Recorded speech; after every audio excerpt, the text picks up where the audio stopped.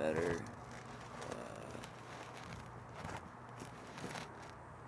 There we go. I think that's pretty good. Alright, so, uh, I'm doing something a little different today. Since I don't have my dogs right now, I thought I would take some time, um, in preparation for, the new Valhalla game that's coming out, and of course, Hellblade 2 is coming out, which is all about it's the whole. If you ever played Hellblade, it's full of Norse mythology. Um, it's actually the story of a picked warrior, warrioress, if you want to put it that way, uh, who was her village was decimated by Vikings, and it's sort of her story. She goes through, and if you go through and find all the hidden uh, oracle things, you get to hear all these Norse tales. Well, I'm gonna start. Basically, I'm gonna read. I'm gonna probably end up reading this whole book at some point. I'm just gonna do it like a little bit at a time. Um, Sorry, I need a drink. My mouth is a little dry.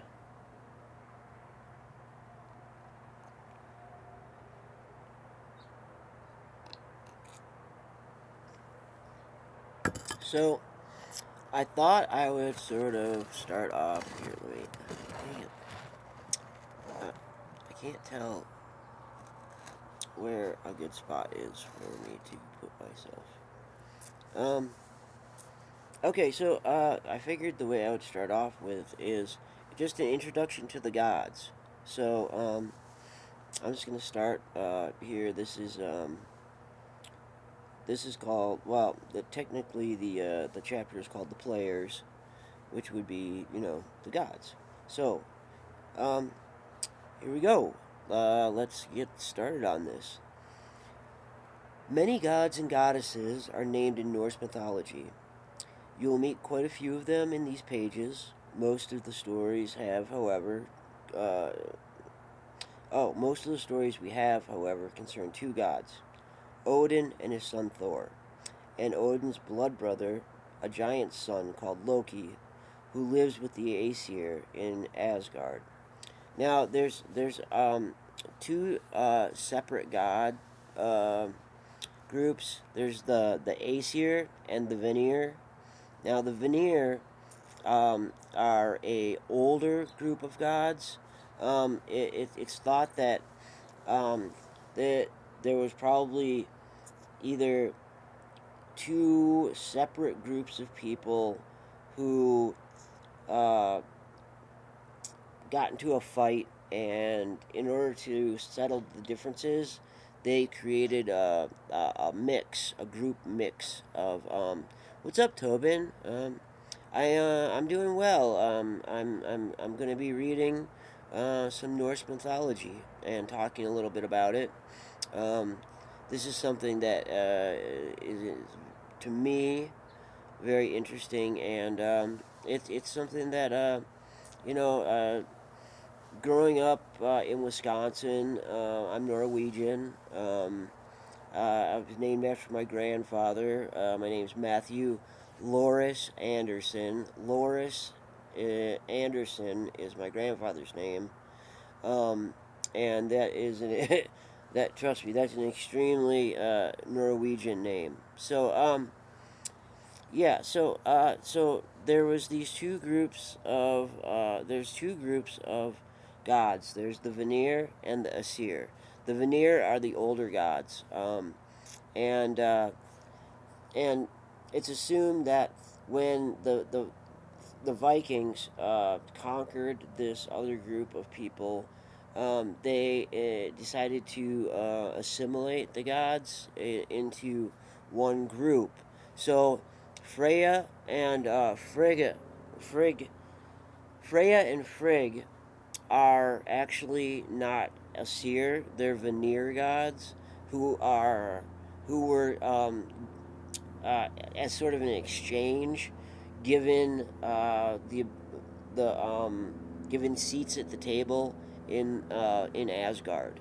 So there's a lot of there'll be more about this later, but let me get reading just about the gods themselves. So once again, I'll get back to this. So, like I said, was saying most of the stories we have, however, concern two gods: Odin and his son Thor, and Odin's blood brother, a giant son called Loki, who lives with the Aesir in Asgard. Now, there's Odin, who is brilliant, amazing.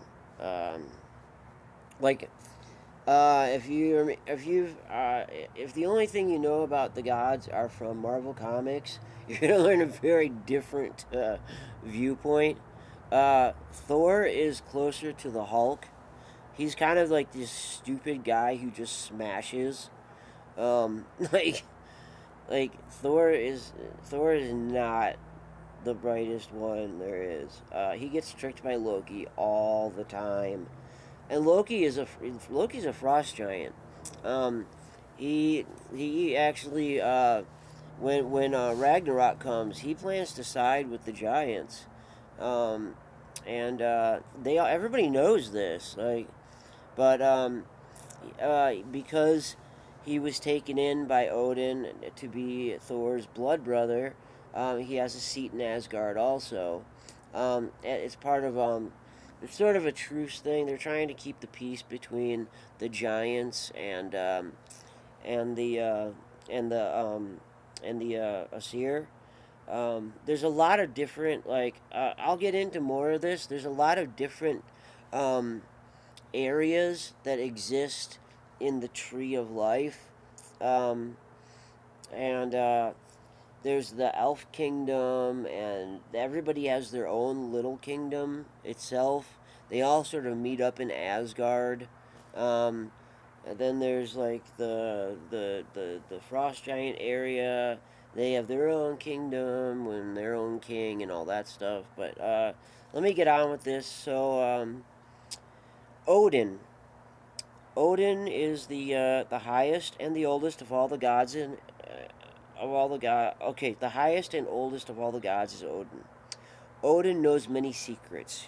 He gave an eye for wisdom. More than that, for knowledge of runes and for power, he sacrificed himself to himself. He hung from the world tree, the Yggdrasil, hung there for 9 nights. Now, if anybody doesn't know what a Yggdrasil is, they're I can't remember what's the common name. Um, they're those thorny trees. Those trees that grow with thorns on them. That's the Yggdrasil. It's a gigantic version of one of those thorny trees. Um, so his side was pierced by the point of a spear, which wounded him gravely. The winds clutched at him, buffeted his body as it hung. Nothing did he eat for 9 days or 9 nights. Nothing did he drink. He was alone there in pain, the light of his life slowly going out. He was cold, in agony, and on the point of death when his sacrifice bore dark fruit. In the ecstasy of his agony, he looked down, and the ruins were revealed to him. He knew them, and understood them and their power. The rope broke then, and he fell screaming from the tree. Now, this tattoo on my chin right here, that is, this rune is called Perth, and its meaning is it's actually in Norse mythology, and in the runic language, it's called the rune cup. So basically, I have it upside down on my chin. It would go the other way around. So it's the cup. So basically, it's the cup that you put the runes into. Like, because when you do rune readings, you put all the runes into a cup, and you shake the cup, and you throw out the runes, and the runes that you can read um, are the ones that you interpret as meaning. Well, this this rune, it's besides it being it's considered a feminine rune. but it's also a water rune, and I'm also an Aquarius. I love water, and this rune today represents like okay, so you got to understand that the meaning of the rune was sort of uh, i i like sort of an understanding of what's to come. The rune cup held the power to know the future, to foretell what was coming. So it was thought to be able to give, like if you tattooed it on yourself like I did, to give psychic powers or the ability to foresee the future in some way, so like something like that. Well, for me, modern day, modern day meaning for me it was more like um, being able to be aware of your surroundings, be aware of what's coming by reading the world around you. And it also has a second meaning, which is widely accepted. It is the rune that represents like computing, probability, coding, that kind of thing. So to me, it has a lot of special meaning. That's why I got it tattooed. Um, because I don't believe in psychic powers, but I do believe in being super aware of what's going on around you, and of not being able to foretell the future because you're psychic, but being able to see what's going to happen because you can just sort of read what's happening by watching what's going on around you. You can sort of tell what's going to happen. Sorry, that's a little off topic. Let me get back to the book. Um, so uh, now he understood magic. And there's so okay. There's another thing here. There's two types of magic. There's rune magic, which is considered female magic, and then there's this other type of magic, which I'll try and explain later. I have a whole book about Norse, actual Norse, like um, uh, um, it's called Norse Traditions, and it's a book that explains like the different magics and how they worked and like that kind of thing. I'll get into more of that later. Like I want to actually just do the mythology for now. So now he understood magic. Now the world was his to control. Odin has many names. He is the All Father, the Lord of the Slain, the Gallows God. He is the god of cargoes and of prisoners. He is called Grimnir and Third. He has different names in every country, for he is worshipped in different forms and in many tongues. But it is always Odin they worship. He also goes by Woden, or Woden's Day, Wednesday. He travels from place to place in disguise to see the world as people see it. When he walks among us, he does so as a tall man, wearing a cloak and hat. He has two ravens, whom he calls Hugin and Munnin, which mean thought and memory. These birds fly back and forth across the world, seeking news and bringing Odin all the knowledge of things. They perch on his shoulders and whisper into his ears. He sits on his high throne in Hildskjar, in in I can't, I'm not pronouncing this very well right now. It's early for me. It, on his throne at Hlidskjalf, he observes all things, wherever they may be. Nothing can be hidden from him. He brought war into the world. Battles are begun by throwing a spear at the hostile army, dedicating the battle and its deaths to Odin. If you survive in battle, it is with Odin's grace, and if you fall, it is because he has betrayed you. If you fall bravely in war, the Valkyries, beautiful battle maidens who collect the souls of the noble dead, will take you and bring you to the hall known as Valhalla. He will be waiting for you in Valhalla, and there you will drink and fight and feast in battle with Odin as your leader. Next is Thor. Thor, Odin's son, is the Thunderer. He is straightforward, where his father Odin is cunning, good natured, where his father is devious. He is huge, he is, and red bearded, and strong, by far the strongest of all the gods. His might is increased by his belt of strength. It's called Megingjord. When he wears it, his strength is doubled. Thor's weapon is Mjolnir, a remarkable hammer forged for him by dwarfs. Its story you will learn. Trolls and frost giants and mountain giants all tremble when they see Mjolnir, for it has killed so many of their brothers and friends. Thor wears iron gloves, which help him to grip the hammer's shaft. Now, let me tell you something about Mjolnir. This is the most powerful weapon ever. Thor's hammer is so powerful, it can kill anyone or anything ever. Doesn't matter what it is. He can kill it with it.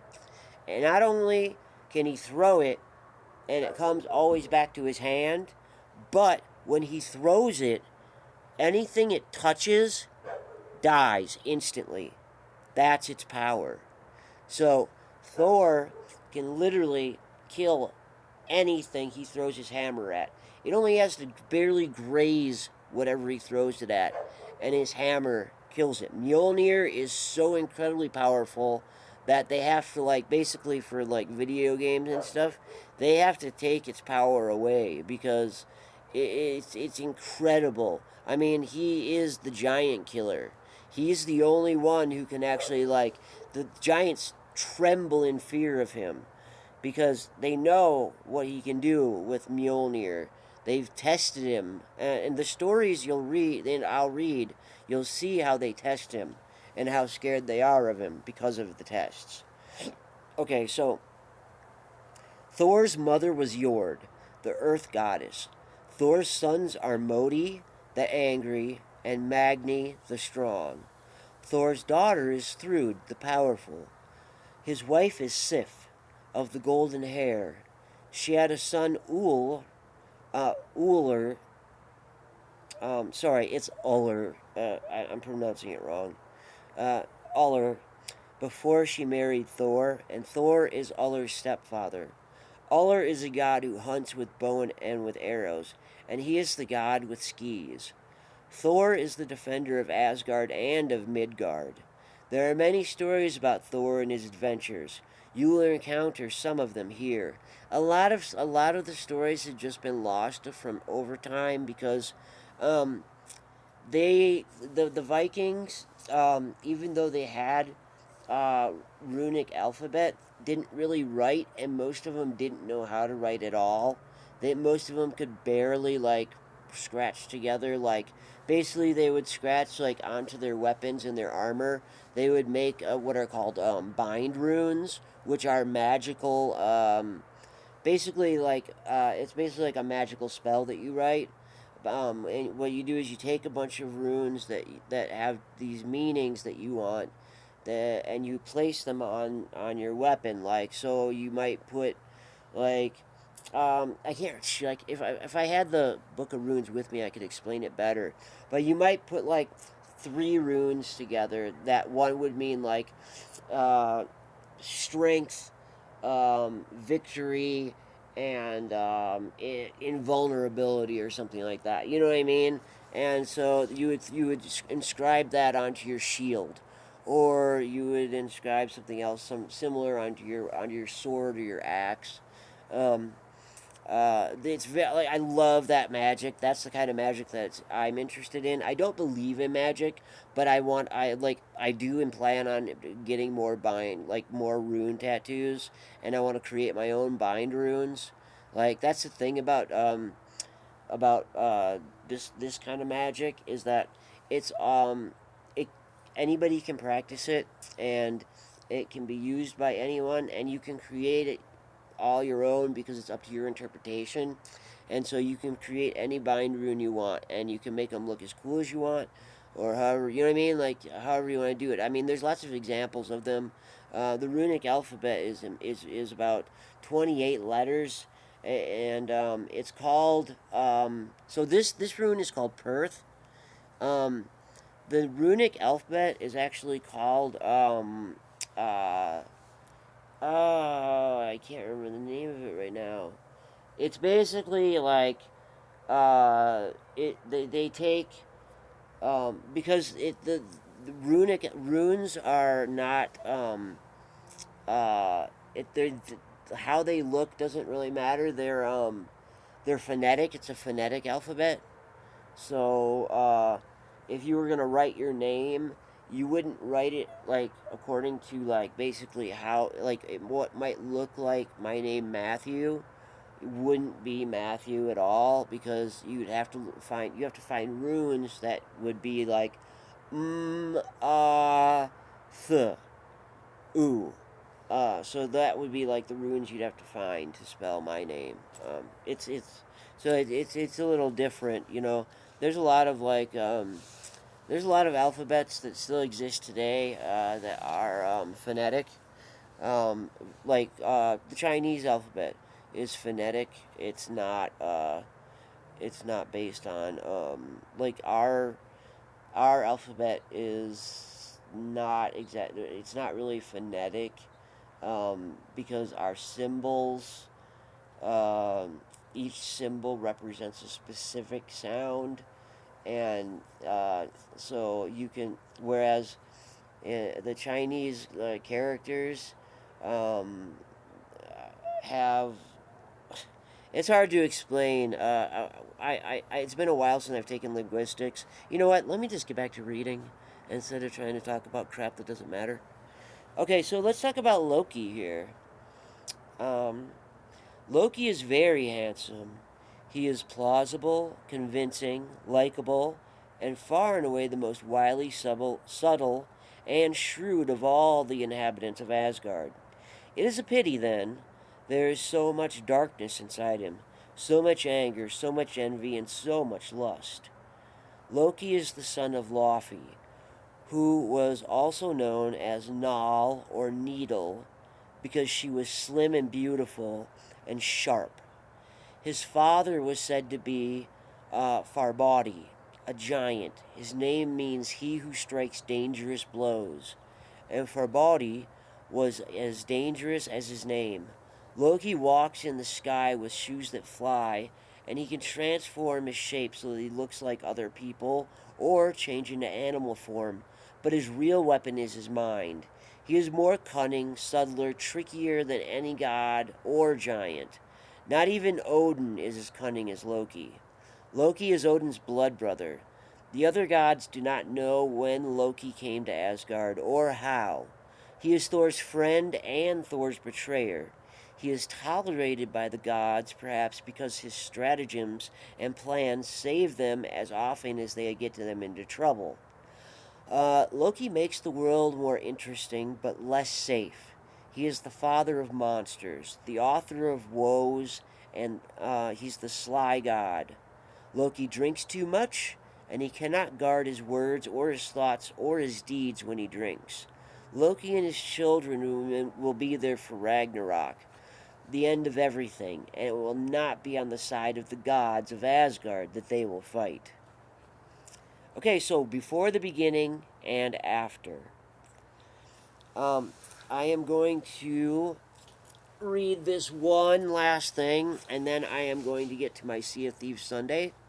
So, this is just a short, I think this is a very short story. Before the beginning, there was nothing.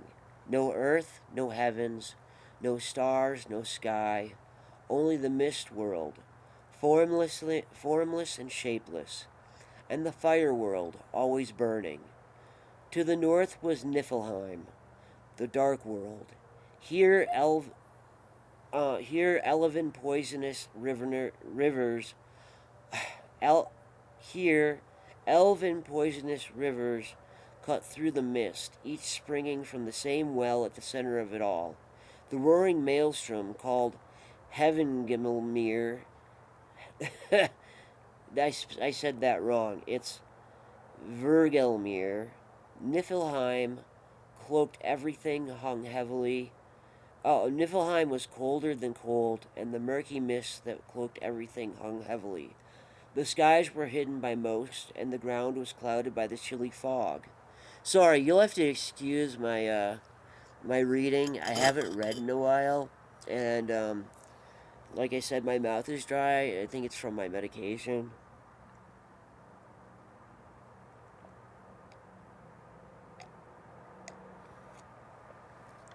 I used to be a much better reader than I am. I'll get better as I go, though. I do plan to keep reading. So, to the south was Muspel. Muspel was fire. Everything there glowed and burned. Muspel was light where Niflheim was gray, molten lava where the mist world was frozen. The land was aflame with the roaring heat of a blacksmith's fire. There was no solid earth, no sky, nothing but sparks and spurting heat, molten rocks and burning embers. In Muspel, at the edge of the flame, where the mist burns into light, where the land ends, stood Sutur, who existed before the gods. He stands there now. He holds a flaming sword, and the bubbling lava and the freezing mist are as one to him. It is said that at Ragnarok, which is the end of the world, and only then, Surtur will leave his station. He will go forth from Muspel with his flaming sword and burn the world with fire, and one by one the gods will fall before him. Between Muspel and Niflheim was a void, an empty place of nothingness, without form. The rivers of the world flowed into the void, which was called Ginnungagap, the yawning gap. Over time, beyond measure, these poisoned rivers in the region between fire and mist slowly solidified into huge glaciers. The ice in the north of the void was covered in the frozen fog and pellets of hail. But to the south, where the glaciers reached the land of fire, the embers and the sparks from Muspel met the ice, and warm winds from the flame lands made the air above the ice as gentle and as comfortable as a spring day. Where the ice and the fire met where the ice and fire met, the ice melted, and in the melting waters life appeared. The life the likeness of a person bigger than worlds, huger than any giant there will be or has ever been. This was neither male nor was it female, nor was both at the same time. This creature was the ancestor of all the giants, and it called itself Ymir. Oh, hey, Silganu. Ymir was not the only living thing to be formed by the melting of the ice. There was also a hornless cow, more enormous than the mind could hold. She licked the salty blocks of ice for food and for drink, and the milk that ran from her four udders flowed like rivers. It was this milk that nourished Ymir. The giant drank the milk and grew. Ymir called the cow Autumn Law. Autumn Law. The cow's pink tongue licked people from the blocks of ice.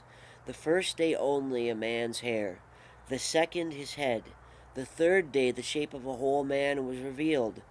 This was Buri, the ancestor of the gods. Ymir slept, and while it slept, it gave birth. A male and a female giant were born from beneath Ymir's left arm. A six-headed giant born from its legs.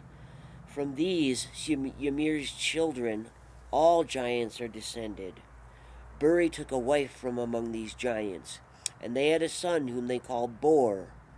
Bor married Bestla, daughter of a giant, and together they had three sons, Odin, Vili, and Ve. Odin and Vili and Ve, the three sons of Bor, grew into manhood.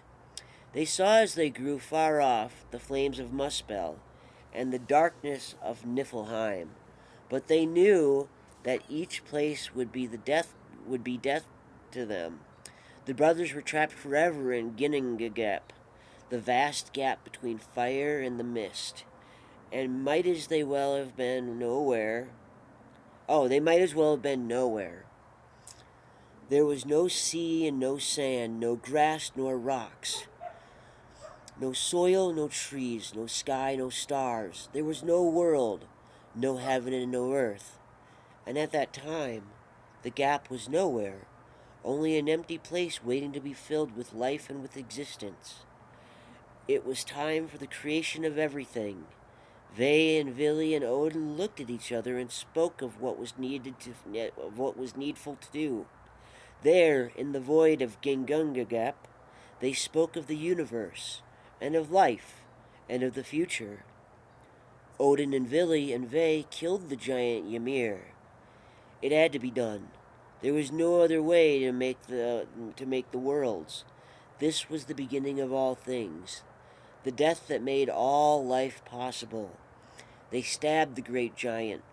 Blood gushed out from Ymir's corpse in unimaginable quantities.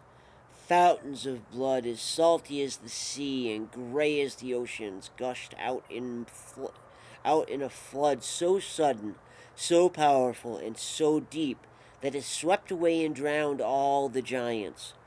Only one giant, Bergelmir, Ymir's grandson, and his wife survived by clambering onto a wooden box, which bore them like a boat. All the giants we see and fear today are descended from them. Odin and his brothers made the soil from Ymir's flesh. Ymir's bones they piled into mountains and cliffs. Our rocks and pebbles, the sand and gravel you see, these were Ymir's teeth. And the fragments of bones, dang it, flies, drive me crazy. Sorry. Our rocks and pebbles, the sand and gravel you see, these were Ymir's teeth. And the fragments of bones that were broken and crushed by Odin and Vili and Ve in their battle with Ymir. The seas and that girdle the worlds, these were Ymir's blood and sweat. Look up into the sky. You are looking at the inside of Ymir's skull. The stars you see at night, the planets, all the comets and the shooting stars, these are the sparks that flew from the fires of Muspel. And the clouds you see by day, these were once Ymir's brains. And who knows what thoughts they are thinking, even now. The world is a flat disk, and the sea encircles the perimeter. Giants live at the edges of the world, beside the deepest seas. To keep the giants at bay, Odin and Vili and Ve made a wall from Ymir's eyelashes and set it around the middle of the world. They called the place within the wall Midgard. Midgard was empty. The lands were... Ah, dang it. Stupid things. The flies are bugging me. Sorry. I'm outside. I wanted to read outside. So, the wall, the they called the place within the wall Midgard. Midgard was empty. The lands were beautiful, but nobody walked the meadows or fished in the clear waters. Nobody explored the rocky mountains or stared up at the clouds. Odin and Vili and Ve knew that a world is not a world until it is inhabited. They wandered high and low, looking for people, and they found nothing. At last, on the rocky shingle at the edge of the sea, they found two logs, sea tossed, that floated there on the tides and had been cast ashore. The first log was a log of ash wood. The ash tree is resilient and handsome, and its roots go deep. Its wood carves well and will not split or crack. Ash makes a good tool handle, or the shaft of a spear. The second log they found beside the first on the beach, so close to the first log they were almost touching, was a log of elm wood. The elm tree is graceful, but its wood is hard enough to be made into the toughest planks and beams. You can build a fine home or a hall from elm wood. The gods took the two logs. They set the logs so they were upright on the sand, the height of people. Odin held them, and one by one he breathed life into them. No longer were they dead logs on a beach. Now they were alive. Vili gave them will. He gave them intelligence and drive. Now they could move. They could and they could want. They carved the logs. He gave them the shape of people. He carved their ears that they might hear, and their eyes that they might see, and lips that they might speak. The two logs stood on the beach, two naked people. They had carved one with male genitals, and the other he had carved female. The three brothers made clothes for the women and for the woman and man, to cover themselves and to keep them warm in the chilly sea spray on the beach at the edge of the world. Last of all, they gave the two people they had made names, and they called them Ask or Ash Tree. The woman they called Embla or Elm. Ask and Embla were the father and mother of all of us. Every human being owes its life to its parents, and the parents and their parents before them. Go far enough back, and the ancestors of each of us were Ask and Embla. Embla and Ask stayed in Midgard, safe behind the wall the gods had made from Ymir's eyelashes.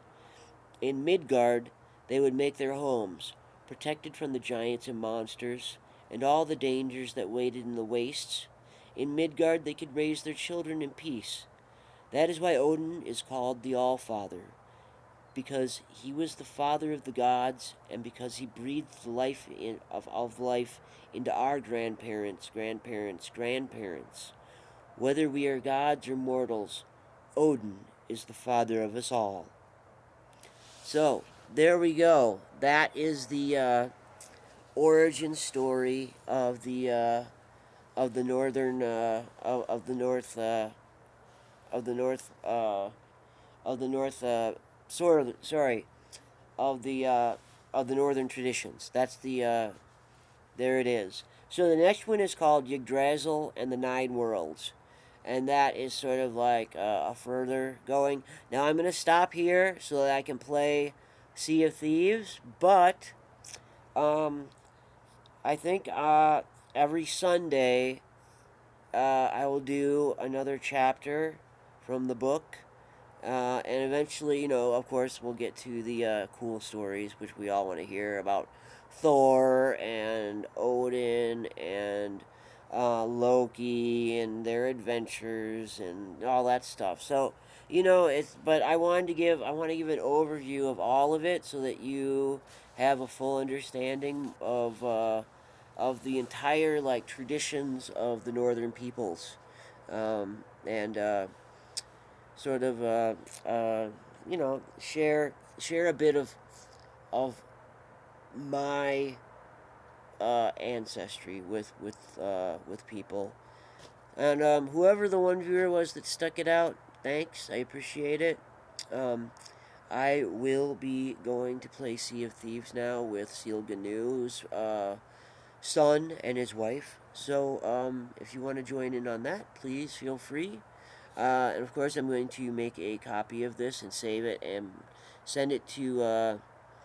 I'll put this up on YouTube. So if anybody ever wants to hear the stories again, will be there for everyone. And so tune in next Sunday for another chapter in the world of the mythology of the northern traditions.